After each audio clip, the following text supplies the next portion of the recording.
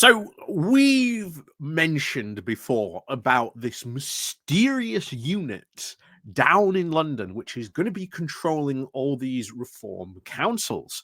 Now, as of yet, they've yet to actually put out any policy or anything for these, reform councillors to actually do beyond, I think, very, very vague stuff, as we've talked about before, especially over in Leicestershire.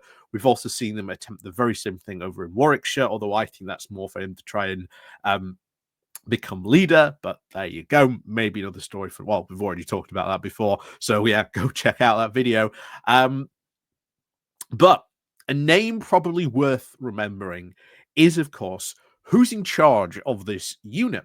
Well, the guy in charge of this unit is called Jaymey McIvor, and he is in charge of the local government. It was the head office down in Reform's office. This is the guy who's in charge of that unit. So when he sort of speaks and talks, you can expect maybe we would get some policy. No, he's just done a speech at the local government association. Again, a big gathering of, as it sounds, local governments. It's a big association, big group that advocates for local government, good governance, sharing best practice, etc. Happens in a lot of other, businesses, organizations, professions as well. And here he was asked to speak about what Reform's plan is. And all we can really say, and at least glean from this again, is that it's incredibly vague about what he's saying, but it's going back and again focusing on cuts. And not just any cuts, but we are talking about cuts to vital services, even services that, councils are required to provide. So again, he's promised they're going to have difficult decisions or difficult conversations, whatever that means. Maybe he should actually tell you what about apparently is difficult about having this supposed conversation. But anyway, before, of course, we get on into this, please do remember to click on the like, share, and subscribe button. And, of course, down below, there are links to my Patreon page, the Buy Me Coffee link, the YouTube thank you button, and, of course, as always, there is the YouTube membership button down below as well. So, as always, thank you very much for all the support you guys do show the channel. Even if you do, just click the like and share button. Don't forget to leave a comment down below as well. So, let's crack on then into this. So, this comes from the Local Governance Chronicle, which we've covered before, which is, again, big sort of, as we said, sharing best practice governance, what's going on in, local government. So this was what they were covering from this. So this is titled Reform. Our mission is to save broken councils. Don't think they're going to save any broken councils, to be honest, at this. It seems they're going to make break these councils even more by the sounds of it. So Reform UK will have, quote, difficult conversations about council budgets and look at cuts to statutory services, one of the party's now senior officers said this morning. Again, statutory services, making cuts to statutory services. Did they talk about this in their election campaign? Didn't seem to be mentioning this. Sure, they mentioned Doge, but cutting statutory services that a lot of people rely on, but what cuts? How? Again, questions, and they are not answering these questions. And of course, Jaymey McIvor, the director now of local government at Reform's head office, and of course, the member of now Epping Forest District Council and Essex County Council, delivered the party's first ever plenary speech at the Local Government Association's annual conference. Following the local elections, Reform gained enough council seats to form its own group on the LGA, and McIvor now predicted that the party will soon be the largest group on the LGA. McIvor now told the audience, our mission is to save Britain, and right now we are trying to do all we can to save our many broken councils. With what? with what? What ideas are you doing at these councils? We have covered so many different councils. And what they're doing nothing. They are doing nothing at these councils. Some of these councillors aren't even turning up to meetings. So, again, and this guy is in charge of them all. But, oh yeah, don't worry. We're going to be saving all these broken councils. How? Anyway, he said reform had inherited a terrible state, with now councils struggling with high levels of debt and burdens now under pressure. McIvor, of course, blamed the national government for not prioritising local government. He said it's just not been seen as an election-winning priority, and let's be real about that, because if it was seen as a priority, we would see members of parliament talking about adult social care. You are seeing members of parliament talking about adult social care. Anyway, reform would be different, he said. Yeah, we've heard that said a lot about all these reform councillors. That how they would be different, how they would be better, how they would be better at running stuff. So far, doesn't seem to be the case. Doesn't seem to be the case. As one opposition councillor recently put it about his reform counterparts, it's like staring into an abyss. So, how would reform different, he'd said? He said, we, of course, intend to be the next party of government in the United Kingdom, and I can assure you that when Farage is the Prime Minister, local government will be at the forefront of our priorities. I'm sure it would be. I'm sure it would be. Councillor McIvor, of course, promised that reform would, quote, deliver by having conversations that people now have frankly refused to have. Like what? What conversations have they been refusing to have? This means we will, quote, take on those challenges, such as the statutory areas in local government. You mean the ones that councils are legally required to do? Why we have now allowed a precedent that just can't go near adult social care when we look at the budget. He asked and he said that he had previously been told it was because it would not look good.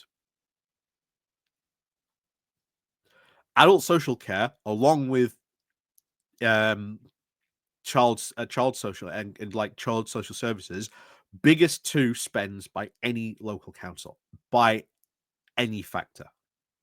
It will be either adult or child service support, depending. But you want to cut that from the budget?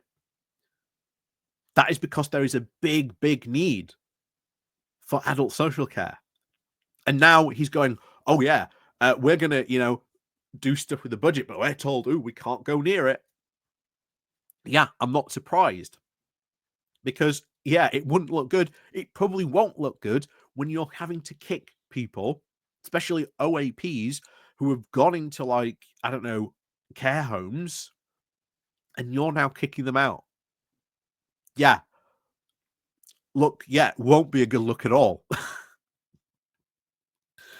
Anyway, back to this. Although, of course, Reform's Doge program is modeled on the US Department for Government Efficiency, those councils it completely controls now have been spending scrutinized so that all the efficiencies can now be found.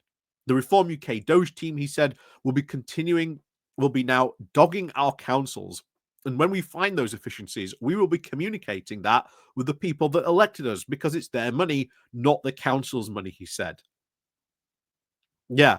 Again, what are they going to find with these efficiencies? They're going to find next to nothing. We've talked about this so many times from when we've covered people who know what they're talking about local government, that have worked in local government. Well, we've had people comment down below who also work in local government or have worked in local government have basically said, yeah, the chances of finding any savings or any, like, buried treasure buried beneath the desk of the council officers is just not going to happen. But they are just absolutely sure, oh, don't worry, they just haven't looked for the efficiencies. What do they think these officers do day in and day out? So, One example is, of course, cases now of adult social care payments being made after people have died, Councillor McIvor said. That is incompetence. It is inefficiency, and we will try and stamp it out at the root, out of wherever we find it. Again, good luck for doing that, because this is something that happens all the time. Not just like payments being made for like adult social care, happens when anyone dies. Because when someone dies, it is then up to the family, not the council, to start providing, notification of death to like all these companies and all these things where stuff might have been done, so that stuff can be stopped, and that the process can start being made. That can sometimes be delayed, mostly because of the family. So what are they going to do? Are they going to start penalizing these families for not like immediately notifying them for like notification of death? Yeah, good luck where you're going after grieving families. Great luck again for that. Responding, of course, to a question from the LGC about whether, of course, Doge had uncovered any further examples of waste a month on now from its launch, Councillor McIvor said it was, quote, significant legal apparatus. Again, significant legal apparatus was still being put in place, and that will be, of course, down now to political leadership of the council when that happens and when the next steps are taken. Again, this keeps on coming up. This keeps on coming up. I think all this stuff that they're planning to do, they know could face legal challenges. And I think they know it. So they are preparing just in case. Well, it's not just in case. When they get a legal challenge from like, these cuts to statutory services being challenged in a court, they are then prepared to defend that or say, oh, don't worry, we did all this legally.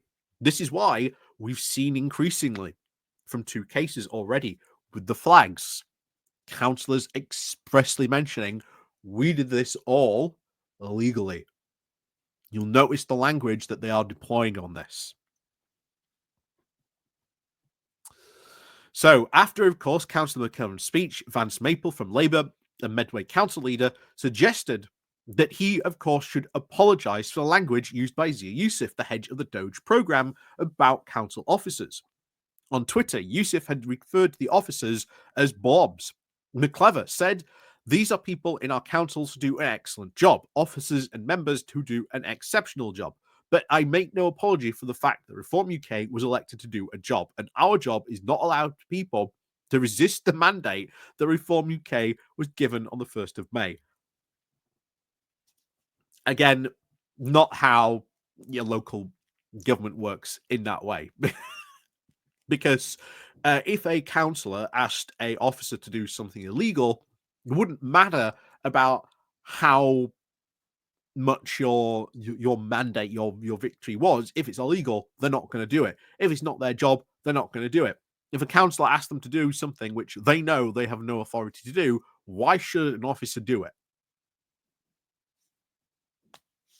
Again, shows you just how much they do not understand the government. And yet this guy making the claim, oh yeah, we're going to be like the biggest block here. We're going to be the next party for government.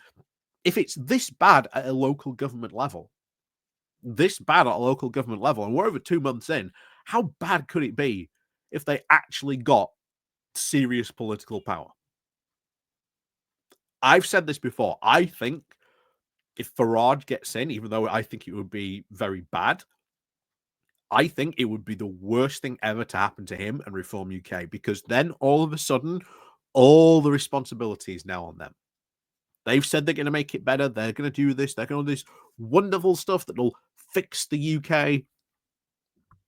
Yeah, it ain't. We've seen his plan for the economy is basically Liz Truss on steroids. Good luck when the market responds to that. And we saw how it responded to Liz Truss. How is Nigel Farage going to respond to that? So he also went on to add, Officers, of course, have to work under the instruction now of the political leadership. We all know that. And anybody now who frankly refuses to do that, and anybody now who is deliberately resisting that, I think they are, quote, the blob. That is unacceptable. And of course, this is them pre-building excuses. We saw this under the Conservatives when stuff went wrong. Oh, it's not our fault. It's just the blob. Well, here you have Reform UK, Trump rolling out the exact same thing. Oh, why didn't, again, I'd say a Reform UK local policy, but there are no Reform UK local policies. When you start to see things go wrong, they're just going to blame council officers, or it's just the blob. Our policy was perfect. It's just the blob. Again, it's not the blob. It's not how they work.